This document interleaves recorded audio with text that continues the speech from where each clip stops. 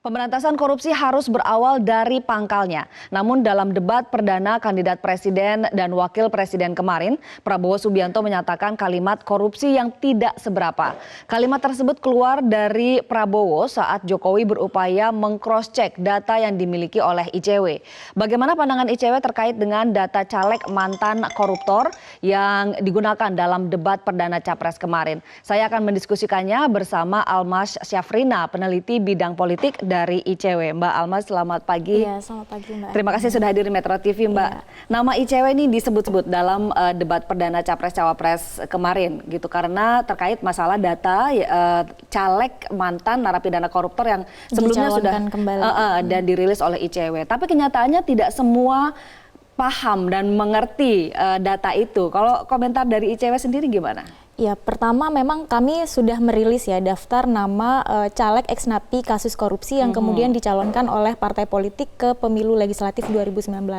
Totalnya dari yang awalnya 40 kemudian bertambah menjadi 46. Nah, ini masukan juga dari masyarakat. Tujuan kami apa? Tujuan kami karena sekarang secara legal caleg ex-napi korupsi ini memang diperbolehkan untuk menjadi caleg di pemilu 2019, kami ingin masyarakat lebih tahu, lebih paham mengenai track record dari caleg mereka di dapil mereka, agar mereka tidak salah pilih. Kalaupun mau memilih mereka, masyarakat sudah tahu bahwa mereka merupakan mantan narapidana kasus korupsi dan resikonya apa itu masyarakat sudah tahu. Nah, jadi ini kalau Bawaslu sendiri kan sudah mengizinkan tidak masalah begitu. Ya. Tapi mengapa masih terus secara intens begitu disoroti oleh ICW bahkan dikeluarkan daftarnya? Ya, sebenarnya lebih dari persoalan diperbolehkan atau tidak diperbolehkan, karena memang putusan Mahkamah Agung sudah membatalkan larangan yang sudah dibuat oleh KPU di peraturan KPU. Jadi secara hukum memang diperbolehkan mantan narapidana kasus korupsi menjadi caleg.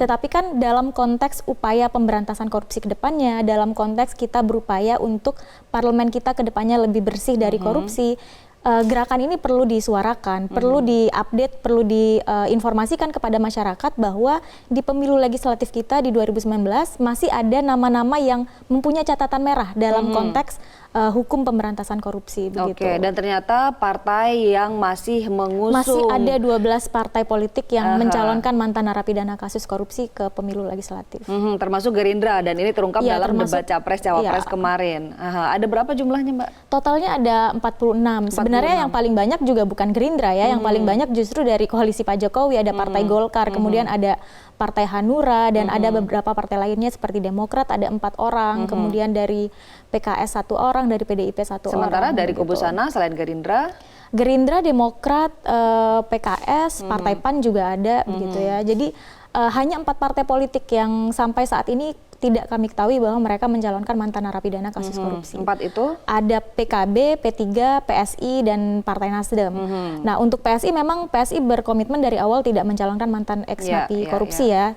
Untuk Nasdem ada yang sempat menggugat ke Bawaslu dari Rejang Lebong, tetapi kemudian Partai Nasdem memutuskan untuk mencoret atau menarik dukungan terhadap kedua caleg yang sudah menang gugatan di Bawaslu tersebut. Artinya komitmen untuk pemberantasan, pencegahan korupsi ini masih patut dipertanyakan begitu? Iya, lucunya begini, partai politik kan selalu mengangkat isu atau jargon partai bersih atau partai anti korupsi. Nah, kita sebagai masyarakat sipil harus men-challenge partai politik. Kalau memang partai politik anti korupsi, seharusnya ya partai tidak mencalonkan mantan narapidana kasus korupsi dalam pemilu legislatif ataupun pilkada dan pemilu yang lainnya seperti itu. Tapi kan secara aturan boleh begitu. Ini kan ada kayak semacam dualisme begitu. Nah, tapi sekarang kuncinya ada di masyarakat nih. Apakah mereka akan lolos dan masuk lagi ke legislatif begitu atau tidak? Apa yang bisa ICW sampaikan kepada para pemegang kunci yaitu masyarakat? Ya, masyarakat seharusnya paham ya bahwa korupsi ini adalah persoalan yang sangat problematik di Indonesia. Dampaknya bukan hanya soal negara dirugikan, tetapi juga masyarakat itu sendiri dirugikan. Jadi saya sebenarnya tidak sepakat juga dengan toleransi terhadap beberapa kasus korupsi yang dianggap kasus kerugian negaranya tidak seberapa atau besar kecilnya korupsinya tidak seberapa. Karena soal korupsi kita tidak hanya melihat soal kerugian negaranya, tapi dampak luas kepada masyarakat. Misalnya korupsi pembangunan puskesmas, kerugian negaranya misalnya hanya 500 juta atau 300 juta.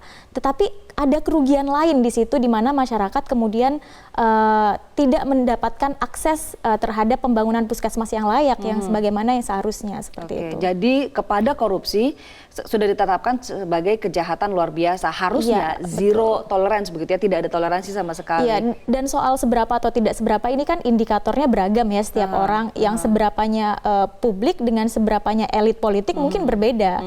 100 juta versi publik, 100 juta versi elit politik mungkin besarannya kan berbeda. Jadi seharusnya memang ketika seseorang sudah terbukti melakukan tindak pidana kasus korupsi, ya mereka terbukti merugikan negara, terbukti merugikan masyarakat. Apalagi bagi ex-napi korupsi yang melakukan korupsi ketika mereka duduk sebagai penyelenggara negara. Ini kan juga patut kita sayangkan ya, dan seharusnya partai politik tidak kembali memberikan ruang kepada ex-narapidana kasus korupsi dalam pileg, karena ya kami yakin sebenarnya partai politik juga mempunyai kader-kader lain ya, kader-kader yang lebih baik dibandingkan ex-napi korupsi, dan seharusnya mereka lah yang dimajukan dalam kontestasi pemilu 2019. Baik, artinya ketika ada capres yang menyatakan bahwa korupsi tidak seberapa begitu, ICW kecewa dong ya?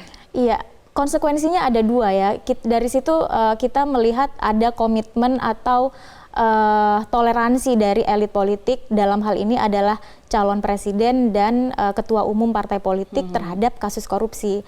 Menoleransi apabila korupsinya tidak seberapa, ya bolehlah dikasih kesempatan dalam pileg 2019. Padahal ya konsekuensinya kan sama begitu ya, sama-sama melakukan kasus korupsi, sama-sama melakukan merugikan masyarakat dan negara.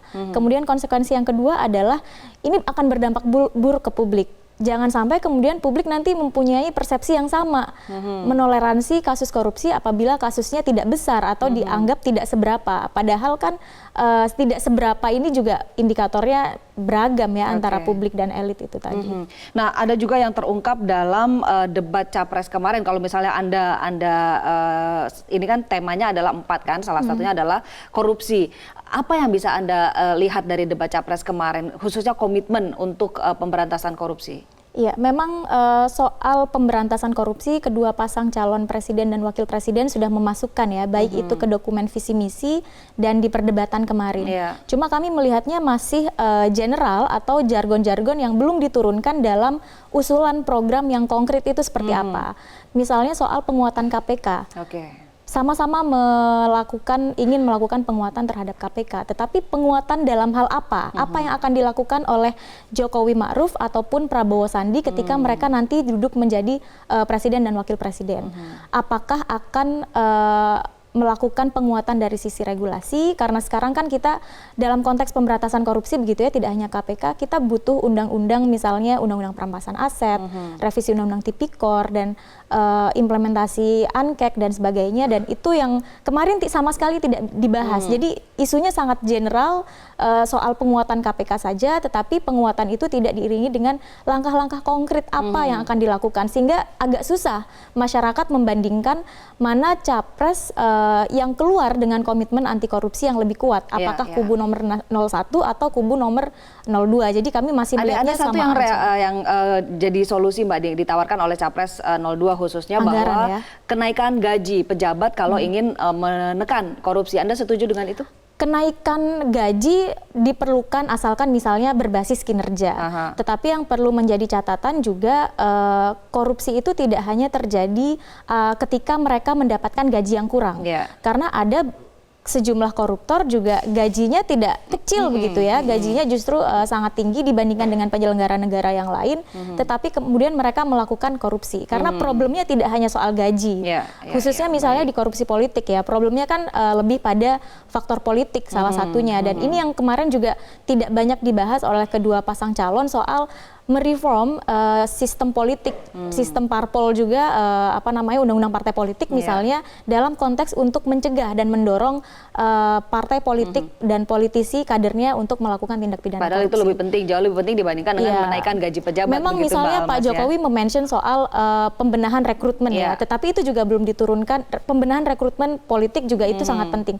Tetapi seharusnya diturunkan apa yang akan dilakukan oleh Pak Jokowi. Misalnya merevisi undang-undang partai politik atau mendorong partai politik untuk mempunyai aturan internal dan yang lain-lain. Baik. Mbak Almas, terima kasih banyak sudah bersama kami pagi hari ini. Pemirsa, Metro Pagi Prime Time masih akan kembali dengan berbagai informasi aktual lainnya. Tetaplah bersama kami.